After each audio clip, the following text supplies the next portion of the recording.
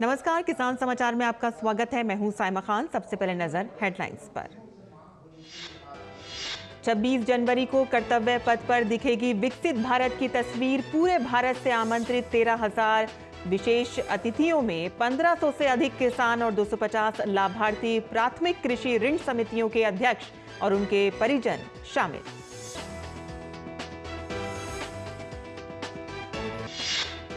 पान की खेती के लिए बिहार सरकार दे रही है अनुदान। प्रति किसान को न्यूनतम 100 वर्ग मीटर से लेकर अधिकतम 300 वर्ग मीटर तक का दिया जाएगा लाभ। 6 जिलों में किया जा रहा है पान विकास योजना का क्रियान्वयन। नर्मदा नदी के ओंकारेश्वर बांध पर बन रहा है विश्व का सबसे बड़ा तैरता पावर प्लांट। इससे 600 मेगावाट बिजली का होगा उत्पादन। सोलर फ्लोटिंग प्लांट के बन जाने से रोका जा सकेगा 12 lakh metric ton carbon dioxide का उत्सर्जन।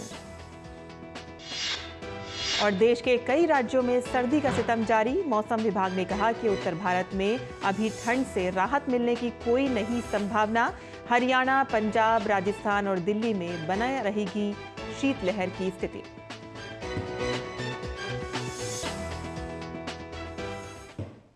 और अब समाचार विस्तार से। देश भर में जोरों शोर से विकसित भारत संकल्प यात्रा चल रही है और इस यात्रा के तहत बड़ी संख्या में केंद्र सरकार की योजनाओं के लाभार्थी सामने आ रहे हैं। इस बार 26 जनवरी को कर्तव्य पथ पर विकसित भारत की तस्वीर नजर आएगी। जन भागीदारी सुनिश्चित करने के उद्देश्य से इस वर्ष पूरे देश से लगभग 13,000 विशेष अतिथियों को परेड देखने के लिए आमंत्रित किया गया है और इस पहल का उद्देश्य जन भागीदारी के दृष्टिकोण के अनुरूप आम जनजीवन के विभिन्न क्षेत्रों से लोगों को राष्ट्रीय उत्सव में भाग लेने का अवसर प्रदान करना है। इन विशेष अतिथियों में आम जनजीवन के विभिन्न क्षेत्रों में सर्वश्रेष्ठ प्रदर्शन करने वाले व्यक्ति और सरकार की विभिन्न योजनाओं जैसे कि प्रधानमंत्री आवास योजना, पीएम उज्ज्वला योजना, PM street vendor Atmanirbhar Nidhi, PM कृषि सिंचाई योजना, पीएम फसल बीमा योजना, पीएम विश्वकर्मा योजना, पीएम अनुसूचित जाति अभ्युदय योजना, पीएम मत्स्य संपदा योजना, स्टैंड अप इंडिया योजना, प्री मैट्रिक छात्रवृत्ति योजना और राष्ट्रीय गोकुल मिशन का सर्वोत्तम उपयोग करने वाले सर्वश्रेष्ठ स्वयं सहायता समूहों के लोग शामिल हैं।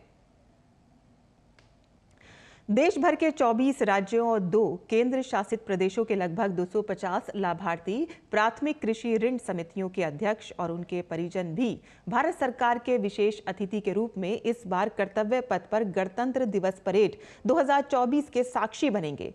प्रधानमंत्री नरेंद्र मोदी की सहकार से समृद्धि की परिकल्पना को साकार करने के लिए गृह एवं सहकारिता मंत्री अमित शाह के कुशल मार्गदर्शन में सहकारिता मंत्रालय ने बहुत ही कम समय में 54 से अधिक महत्वपूर्ण पहल की हैं।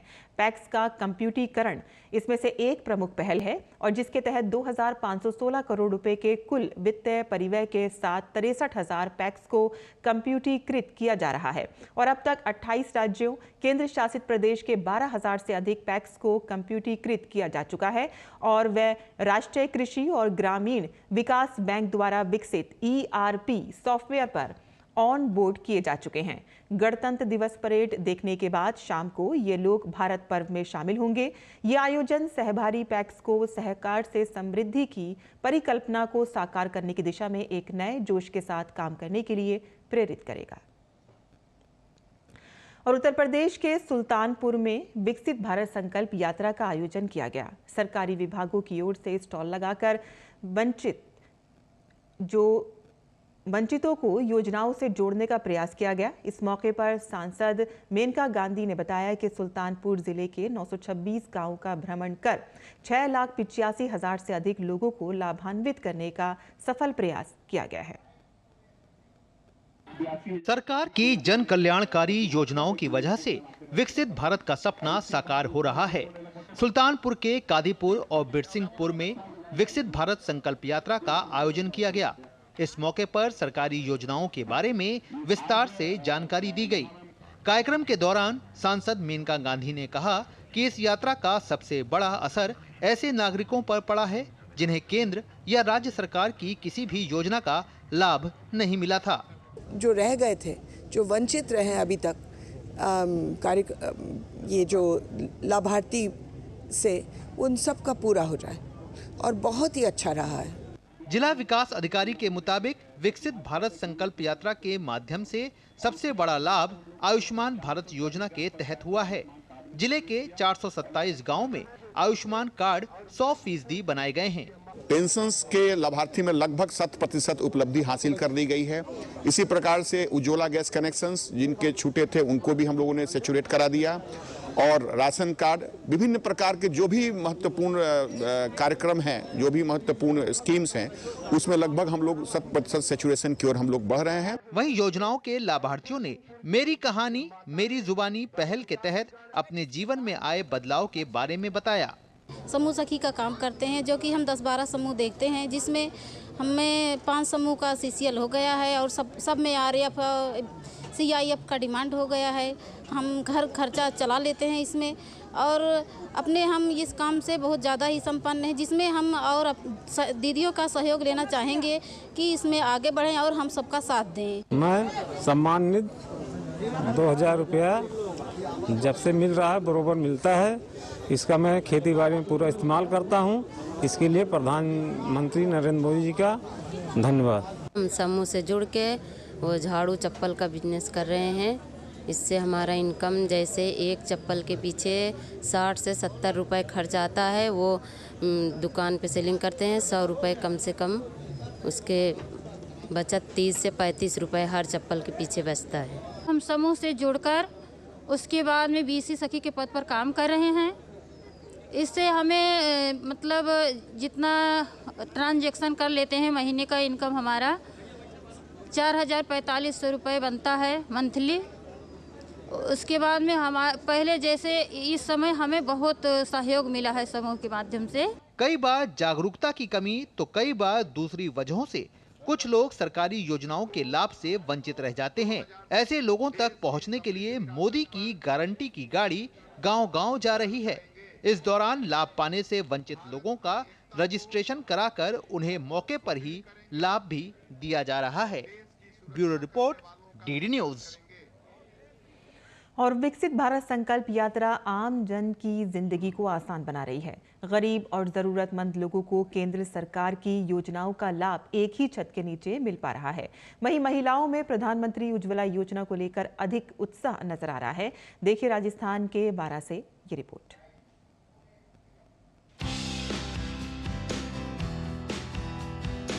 केंद्र सरकार की योजनाओं का जन जन तक लाभ पहुंचाने के प्रयास में चल रही विकसित भारत संकल्प यात्रा को लेकर लोगों में उत्साह नजर आ रहा है।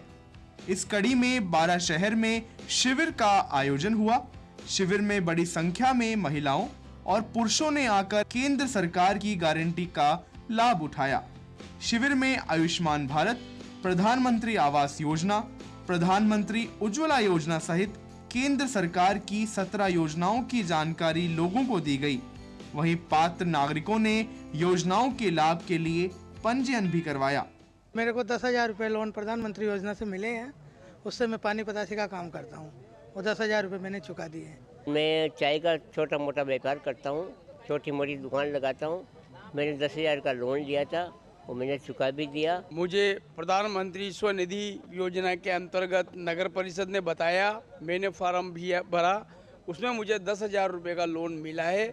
मैंने उस 10,000 रुपये के लोन से अपने व्यापार किया है, व्यापार कर रहा हूँ। प्रधानमंत्री उज्ज्वला योजना महिलाओं के लिए वरदान साबित हो रही है। महिलाओं को इस योजना के तहत चूल्हे के धुएं से आजादी मिली है, वहीं समय की भी बचत हुई है। उज्ज्वला योजना को लेकर महिलाओं में भी उत्साह नजर आ रहा है। चूल्हे से तो परेशानी आती है, गैस का चूल्हा मिला हुआ बढ़िया, तो बहुत बढ़िया लगा। वो चूल्हे की रोटी भी टाइम लगती है, वो गैस पर बढ़िया बनती है। विकसित संकल्प यात्रा के तहत मुझे प्रधानमंत्री उज्ज्वला योजना का लाभ मिला है। पहले मैं चूल्हे में खाना बनाती थी, तो चूल्हे से धुआं निकलता, तो उससे आंखों में जलन होती थी और काम मतलब खाना भी समय पे तैयार नहीं हो पाता था। लेकिन जब से अब ये गैस मिला है, सब काम समय पे हो जाता है। पहले हम चूल्हों में खाना बनाते थे, अब गैस में बन जाएगा, जल्दी बन जाएगा, इसलिए बस धुएं में आंखें खराब हो जाती थी। इसलिए विकसित भारत संकल्प यात्रा शिविर असल मायनों में विकसित भारत के सपने को पूरा करने की कड़ी में बड़ा कदम है, जहां आम जन को एक ही छत के नीचे केंद्र सरकार की बेहतरीन योजनाओं का लाभ मिल पा रहा है। केंद्र सरकार का ये प्रयास आम लोगों की जिंदगी में बड़ा बदलाव लाने में सफल सिद्ध हो रहा है। ब्यूरो रिपोर्ट, दूरदर्शन समाचार, जयपुर।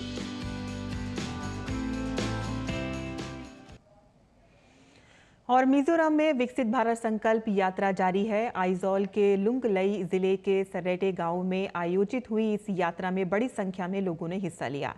यात्रा के दौरान प्रधानमंत्री किसान मानधन योजना, प्रधानमंत्री किसान सम्मान निधि योजना और प्रधानमंत्री जीवन ज्योति बीमा योजना पर चर्चा हुई।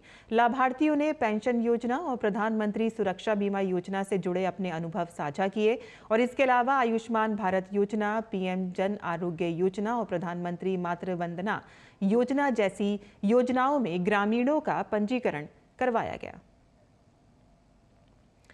देश में किसानों की आमदनी बढ़ाने के लिए सरकार नकदी फसलों की खेती को बढ़ावा दे रही है और इसी कड़ी में बिहार सरकार राज्य में मगई एवं देशी पान का उत्पादन बढ़ाने के लिए पान विकास योजना चला रही है।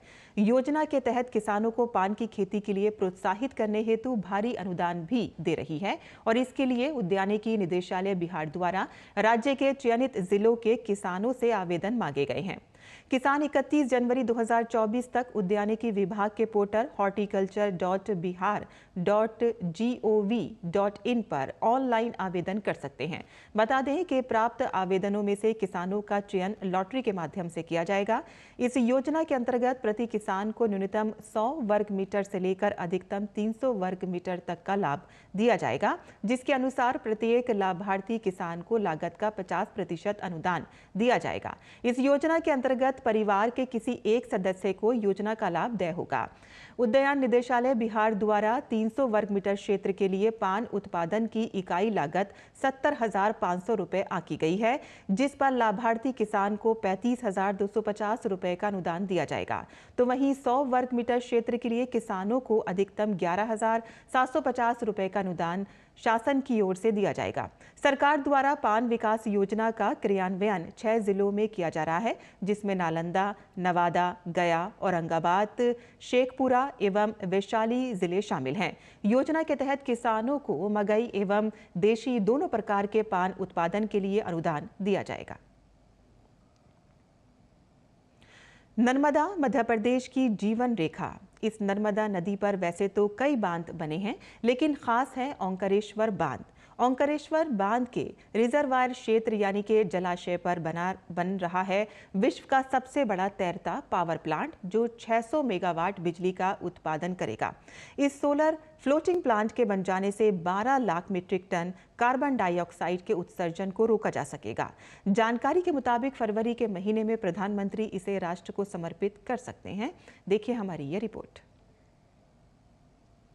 मध्य प्रदेश के ओंकारेश्वर बांध से नर्मदा नदी पर निर्मित जलाशय पर बन रहा सोलर फ्लोटिंग प्लांट विश्व का सबसे बड़ा तैरता सोलर प्लांट है। इसकी क्षमता 600 मेगावाट बिजली उत्पादन की होगी। पहले चरण में 278 मेगावाट बिजली का उत्पादन किया जाएगा, जो मध्य प्रदेश विद्युत मंडल के माध्यम से आसपास के क्षेत्र में वितरित की जाएगी। डीडी न्यूज की टीम ने इस प्रोजेक्ट की जानकारी दर्शकों तक पहुंचाने के लिए प्लांट का जायजा लिया और एक्सपर्ट से भी बात की। हम इस वक्त मौजूद हैं रिजर्व वाटर एरिया के ओंकारेश्वर स्थित सोलर फ्लोटिंग प्लांट में। आइए जायज़ा लेते हैं किस तरह यहाँ पर बिजली का उत्पादन होता है, किस तरह से काम हो रहा है और क्या क्या इस प्लांट की कार्यप्रणाली है।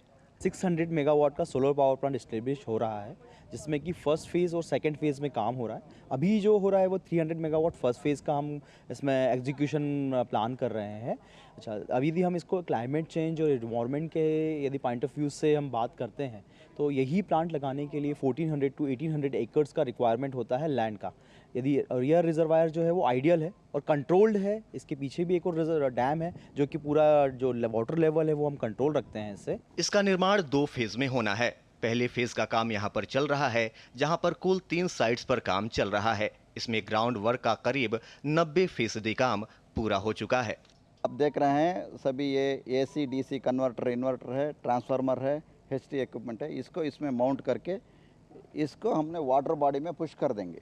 वाटर बॉडी में पुश करके वहाँ पोजीशन करके इसको सोलर पावर से कनेक्ट करके हमारा हाई टेंशन इलेक्ट्रिसिटी ग्रिड को कनेक्ट करेंगे। ये इधर मेन प्रोजेक्ट का कॉन्सेप्ट है। इस प्लांट का सफल ट्रायल हो चुका है और आने वाले कुछ महीनों में आपको ये पूरा प्लांट पानी पर तैरता हुआ दिखाई देगा। इन तीनों साइट से 278 मेगावाट बिजली मिलेगी। इन तीनों साइट्स में से एक पर 100 मेगावाट बिजली, दूसरे पर 90 और तीसरे पर 88 मेगावाट बिजली सौर ऊर्जा से निर्मित होगी। इस प्रोजेक्ट के दोनों चरण पूरे हो जाएंगे तो इससे करीब 600 मेगावाट बिजली की आपूर्ति की जा सकेगी। इसको बनाने में विश्व की बेहतरीन तकनीक का इस्तेमाल किया जा रहा है। ये प्रोजेक्ट करीब 12.5 किलोमीटर के क्षेत्र में फैला होगा। अगर इस प्लांट को जमीन पर लगाया जाए तो ये करीब 1400 एकड़ जमीन में लगेगा, लेकिन डैम के जलाशय में लगने के कारण इतने अधिक भूमि की बचत हो रही है।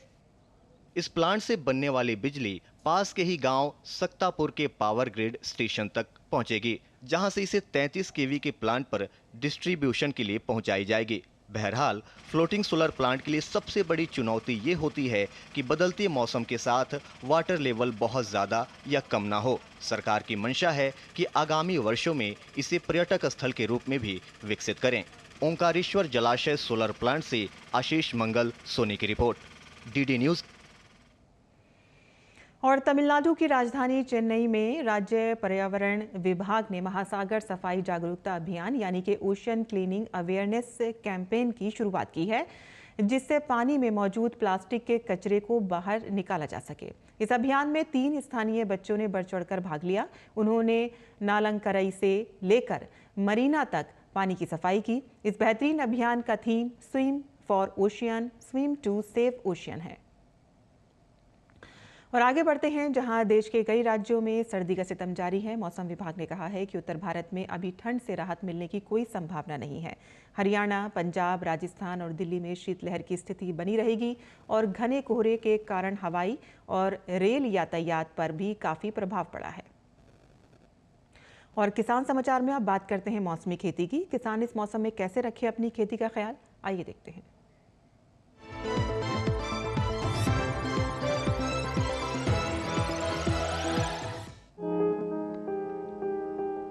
बिहार में मक्के के खेत में सिंचाई करें, मक्के की बुआई भी करें।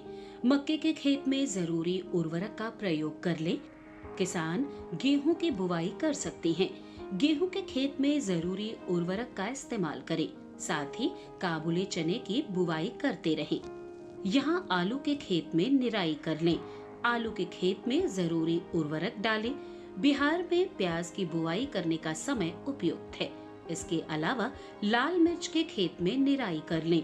वहीं के किसान लहसुन के खेत में जरूरी उर्वरक का प्रयोग कर सकते हैं। बिहार में टमाटर के खेत में निराई कर लें। इसके साथ ही मटर के खेत में निराई करें। झारखंड में गेहूं के खेत में सिंचाई करें। किसान आलू के खेत में सिंचाई कर लें। यहाँ फूल गोभी की खेती के लिए खेत तैयार करते रहें। साथ ही टमाटर की खेती के लिए खेत तैयार कर सकते हैं। अभी शलजम और बैगन की खेती के लिए ही खेत तैयार करें। झारखंड में भिंडी की बुआई कर लें।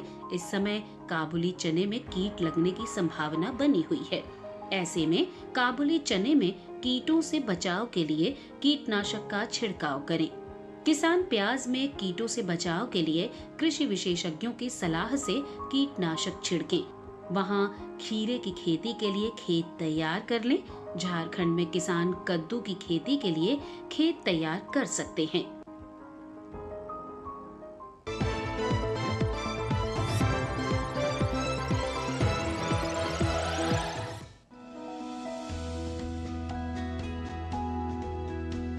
शिमला मिर्च की बुआई का समय चल रहा है। सर्दी का मौसम इसकी खेती के लिए उपयुक्त माना जाता है। वैसे शेड में 12 महीने इसकी खेती की जा सकती है। इसकी खेती के लिए सबसे पहले नर्सरी लगाई जाती है। नर्सरी तैयार होने पर इसे मुख्य खेत में रोप दिया जाता है। ज्यादातर हरी शिमला मिर्च बाजार में दिखाई देती है, वरना लाल और पीली शिमला मिर्च की भी अच्छी मांग है। रोपाई करते समय ध्यान रखें कि पौध से पौध की दूरी 45 सेंटीमीटर और कतार से कतार की दूरी 7 सेंटीमीटर रखें। रोपाई के तुरंत बाद पौध में हल्की सिंचाई जरूर कर लें। उसके बाद 10 से 15 दिन के अंतराल पर फसल में सिंचाई करते रहें। इससे फसल की अच्छी बढ़वार में मदद मिलेगी। सर्दियों में पाले से फसल को नुकसान हो सकता है। पाला लगने से पौध सूख जाती है और झुलस जाती है। इससे बचाव के लिए पौध में सिंचाई जरूर करें।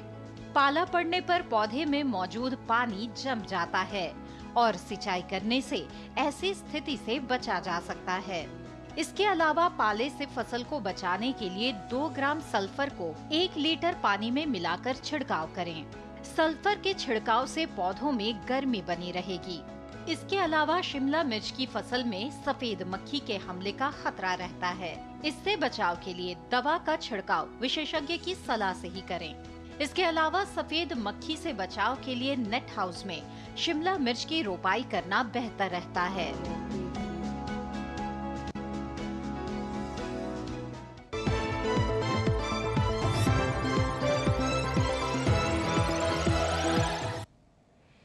और मौसमी खेती के बाद आइए अब बात करते हैं कुछ और खबरों की खास खबर में। करोड़ों रुपए के बैंक लोन घोटाले के आरोपी DHFL यानी कि दीवान हाउसिंग फाइनेंस लिमिटेड के प्रमोटर रहे कपिल और धीरज वाधवान को मिली जमानत सुप्रीम कोर्ट ने रद्द कर दी है। कोर्ट ने तत्काल प्रभाव से दोनों को हिरासत में लेने के निर्देश दिए हैं। इन दोनों पर सरकारी बैंकों के लगभग 35,000 करोड़ रुपए के गबन का आरोप है। मुंबई के मीरा रोड पर एक जुलूस के दौरान हुई हिंसा के बाद प्रशासन एक्शन मोड में आ गया है। जुलूस पर पथराव करने वालों के अवैध निर्माण को तोड़ा जा रहा है। पुलिस का कहना है कि जुलूस में कारों और बाइकों पर उपद्रवियों ने पथराव किया और इस घटना में कुछ लोग घायल हो गए। पश्चिम बंगाल के राशन घोटाले से जुड़े मामले में प्रवर्तन निदेशालय ने बड़ी कार्रवाई की है। ईडी ने तृणमूल कांग्रेस ने नेता शाहजहां शेख के घर पर छापेमारी की है और इससे पहले ईडी की टीम जब 5 जनवरी को शाहजहां शेख के घर पर पहुंची थी तो भीड़ ने ईडी की टीम पर हमला कर दिया था।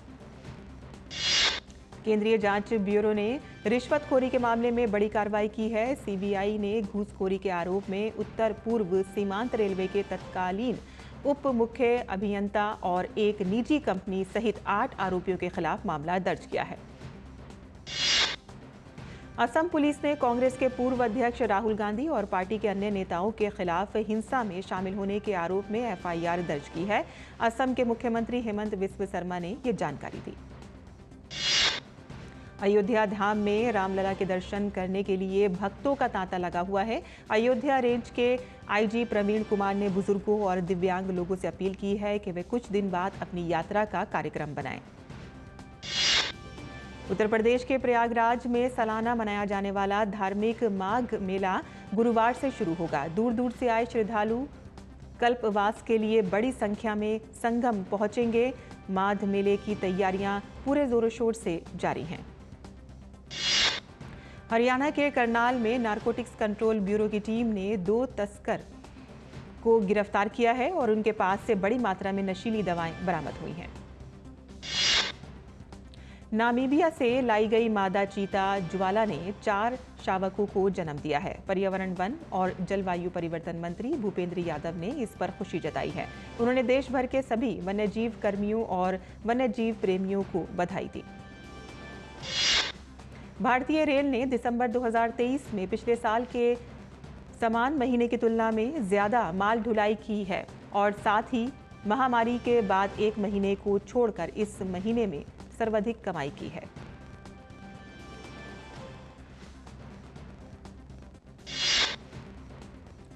और किसान समाचार में अंत में सुर्खियां एक बार फिर।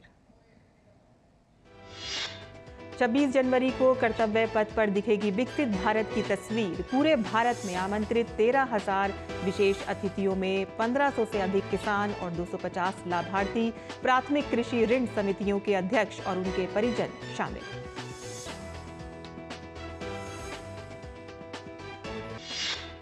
पान की खेती के लिए बिहार सरकार दे रही है अनुदान। प्रति किसान को न्यूनतम 100 वर्ग मीटर से लेकर अधिकतम 300 वर्ग मीटर तक का दिया जाएगा लाभ। 6 जिलों में किया जा रहा है पान विकास योजना का क्रियान्वयन।